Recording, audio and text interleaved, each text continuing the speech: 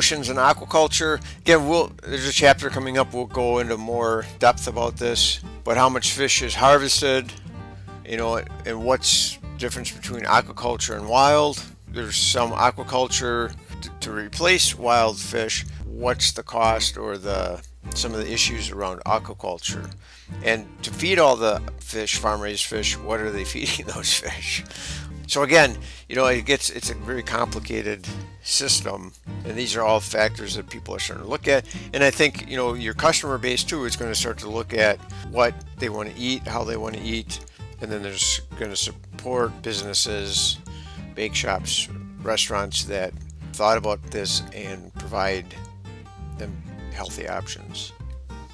Talk a little bit more about Monterey Bay Aquarium is out in California. They've come up with this list for good, okay, and marginal or bad fish to be eating. And there's restaurants now that are around the country, and I know in Milwaukee some of them will only serve the green or the good ones. And if it's on endangered, then they'll pull it off their menu. Genetic diversity. Do we really need 500 species of apples? Climate change and other things, maybe some of these apple varieties that don't do so well now or are kind of marginal, they might actually produce better when and if the climate gets drier or hotter or colder or whatever. So sometimes there's the genetic diversity kind of gives us more options, whereas a lot of industrial agriculture, there used to be hundreds of different types of wheat, and now predominantly we eat 3 different types. Now you're starting to see some bake shops, especially the bread makers, are starting to experiment with some of the older variety of wheats and finding out how much better loaves of bread and whatnot they can make. So it's kind of a bonus. It helps the environment and also gives us something good to eat. Biodiversity, genetic diversity of domesticated crops and animals. Again, we see, go out in a country and you see the Holstein black and white cows, but really there's hundreds of different types of breeds out there, and they all are kind of suited for different environments, different climates. Some can do so well with corn and soybeans as a diet, but they do better with pasture. So I think we just need to be mindful of diversity is good in anything that we talk about. So agrobiodiversity, so some of the traits could be bred into edible species, so that they're drought, pest, flood resistant. So we need some of these heirloom vegetables and other things, kept around. Energy, industrial food system relies on petroleum, whether it's gas, oil, and the book just talks about how closely linked that is. But then with that, then prices are going to be dependent on the prices of fuel. What happens if fuel gets in short supply? If we've got a system that needs fossil fuels to run it, so maybe there's some other food systems that are less industrial machine intensive. Food system energy, and how it contributes to climate change. As we're burning all these fossil fuels, how is that changing, exacerbating our climate? And here is just a picture of that link, crude oil, and then corn, wheat, soybean. Climate change, how is that going to affect some of the agricultural greenhouse gases, carbon dioxide, methane, nitrous oxide. Methane is about 23 or 25 times worse on the environment than carbon dioxide. We all talk about carbon dioxide, but methane is another real issue.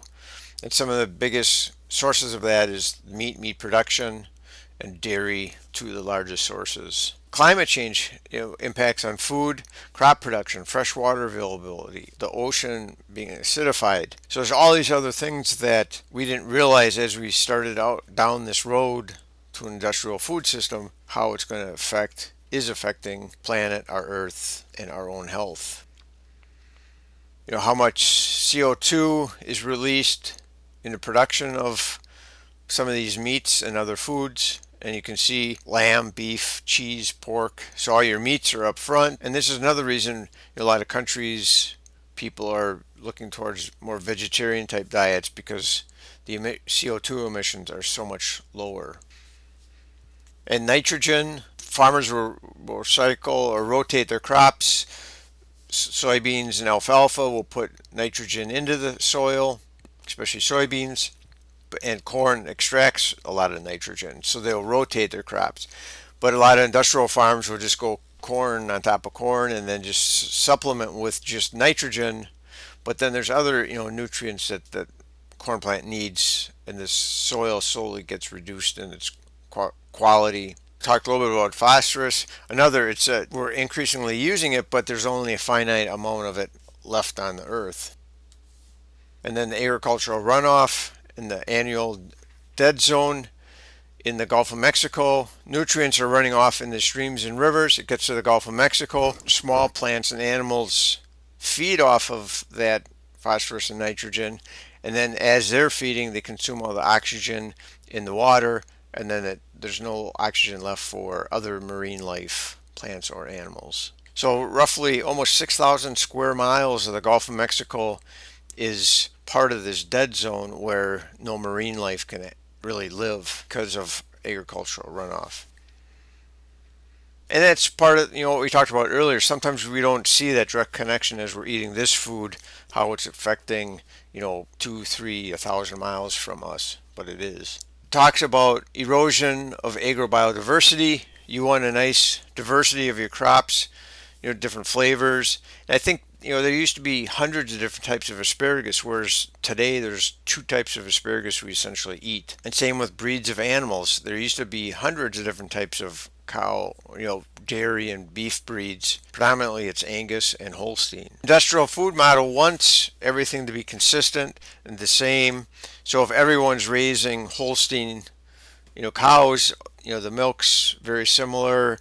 It's very similar in the butterfat content, and it's easier to make other things. Instead of, if they had different breeds, you'd have colors of milk. I always look at it as industrial food system is, they want, the cheese or the milk or the beef to taste exactly the same in January, in June, and December. Whereas, out in nature, it changes every day. You should celebrate that. And I think you're starting to see that like with artisanal cheeses and stuff where they're celebrating how the milk changes throughout the season instead of trying to make it exactly the same. It just talks about some of the food consumption patterns, meat per capita. And we eat a tremendous amount of meat, and now other countries like India, Brazil, China are starting to mimic us, and that's only going to worsen the impact on the environment.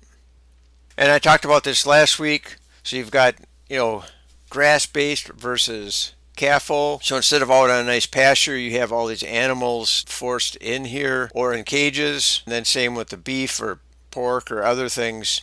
These cows are finished on corn and soybeans, and they're pretty much just standing in their own urine and manure, waiting their last 150 days or so to finish out and then get processed. And that's what some people are starting to look at, for free range versus, industrially produced animals. Because most of our images is, this idyllic picture here, which is more in our minds than in actuality. But people are looking for grass-fed meat, pasture-based animals, free-range chickens, and they're out, in the environment eating bugs and insects and other things. Trying to move towards a more sustainable agroecology, the book touched on.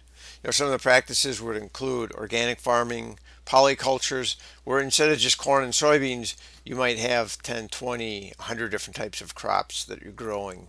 Agroforestry, instead of just having, miles of cornfields, leave some places for shrubs and trees and other beneficial plants that can help support, just the natural wildlife. And then you got to turn your tractor's got to go around that tree, but that tree is really important for other things. And rotating crops, integrated pest management, we'll talk a little bit more, and that's where farmers will test for insects and then spray. Industrial model, they just spray. And apple orchards are an example where I know a couple around Milwaukee here, they use IPM management, and they use about 70% less pesticides than they did before. So sometimes it might be a little bit more work, environment, your farm, the people that work on the farm, and then the people that eat your food. The almond growers in 2017 out in California realized that, they can have miles and miles of almond fields, but it's really helpful if they plant shrubs or other low-lying trees that would help some of the pollinators and bees pollinate their almonds, because without pollinators they have got no almonds. So back in 2017, they've been planting literally miles and miles of rows of shrubs and other plant life that will support the bees before and after the harvest. So people are starting to recognize that, we really need to work with nature here and not just always make nature bend our will.